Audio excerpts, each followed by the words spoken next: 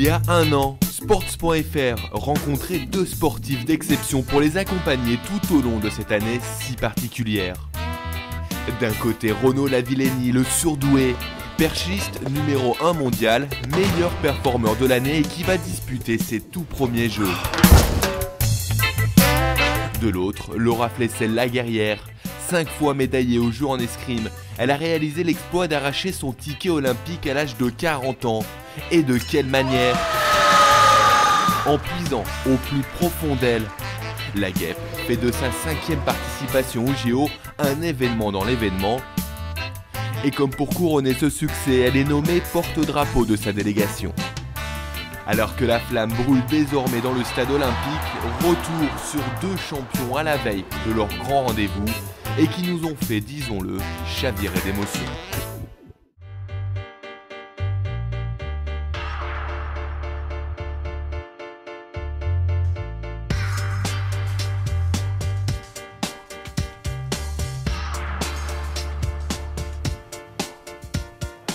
C'est dans l'intimité de sa salle d'entraînement que Laura nous reçoit une dernière fois, quelques jours à peine avant son départ pour Londres.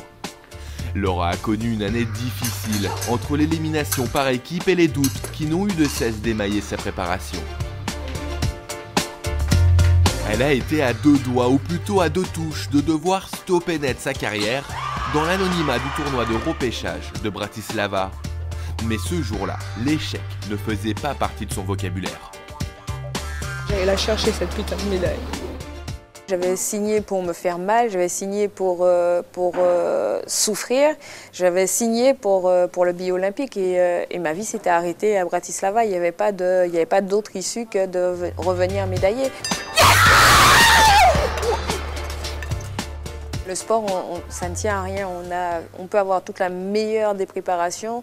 La différence se fait sur une seconde, sur une touche, sur un petit bonhomme en l'occurrence. Et l'aventure continue. Donc il faut créer, il faut pousser, il faut croire en cette chance qui motive. Et je pense que l'expérience a joué, mais la rage de vivre a été déterminante. Aujourd'hui, je vois effectivement gérer le chemin parcouru, mais ce sont je dirais, ça reste des étapes. J'en suis consciente, mais je ne vis pas dans le passé. C'est-à-dire que maintenant, il faut aller conquérante et je ne pense en fait qu'à mon futur proche. C'est quelque part l'année difficile à basculer avec plein d'événements positifs et je me dis, ben voilà, le sport c'est aussi ça.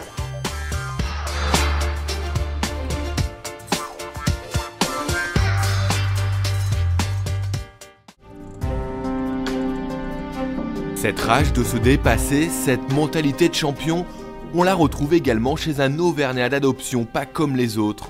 Renaud Lavillenie nous a bluffé.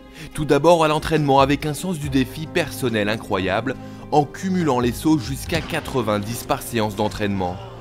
Il témoigne d'une envie perpétuelle de dépasser ses propres limites. Et puis surtout, il a réalisé la saison parfaite, avec pas moins de 13 concours remportés sur 17 possibles. Du jamais vu. Mais parmi tous ces succès cette année, un seul tient une place de référence. C'était à Helsinki il y a quelques semaines à peine, lors des championnats d'Europe, que le Clermontois a définitivement assis son rang de grand favori. Dans ce concours-là, j'ai tout senti, quoi. J'ai eu, on va dire, j'ai pas eu vraiment la mise en confiance au début de concours. Un petit peu la peur de perdre à 5,82 et puis j'ai eu cette chance parce que je pense que c'est une chance d'avoir eu une grosse concurrence. Cette bagarre avec Otto a été juste magique, quoi. Tout le monde, je crois que j'ai pas une personne qui m'a dit qu'il a pas aimé ce concours-là, quoi. Et moi je me dis voilà, j'ai enfin gagné le concours intéressant que j'attendais depuis quelques années, quoi. Avec 5,92, il les passe. Ça fait forcément du bien et puis on se dit, voilà, là, je suis prêt pour les Jeux. C'est sûr, il n'y a aucune certitude, aucune inquiétude à avoir là-dessus. Je suis prêt, maintenant il n'y a plus qu'à rester concentré et puis arriver au jeu en faisant ce que je sais faire de mieux, c'est-à-dire sauter à la perche, quoi.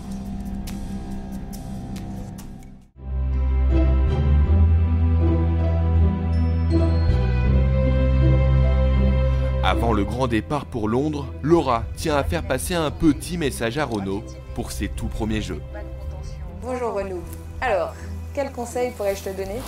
Alors le premier, c'est ouvre bien les yeux.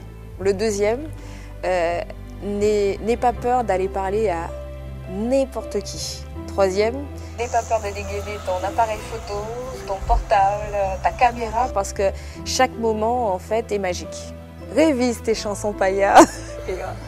Parce que lorsqu'on va rentrer en fait dans ce stade olympique, on aura un petit moment de stress et un stress positif. On va entonner, je dirais, les chansons en fait qu'on a l'habitude de chanter pour en fait, faire disparaître ce stress et faire place en fait à cette grosse joie de rentrer en fait dans ce stade olympique. Je vais arriver à Londres avec un regard, je dirais pas nouveau sur la compétition, mais en découvrant plein de choses, c'est sûr. J'ai jamais porté un maillot de l'équipe de France olympique, j'ai jamais eu des anneaux sur moi. C'est vrai que c'est quelque chose où j'ai hâte d'y être parce que voilà, tout le monde m'en parle et j'ai envie vraiment de pouvoir dire stop et de dire attendez, je veux vivre ça, je le découvre et une fois que j'aurai vécu, on pourra en parler, on pourra voir vraiment comment ça se déroule, quoi. Deux sportifs, deux générations d'athlètes pour deux histoires différentes. Chacune d'entre elles résume à elle seule la beauté du sport et cette obsession pour le Graal olympique. Nul doute qu'ils vont chacun vivre une expérience unique à la hauteur de leurs ambitions.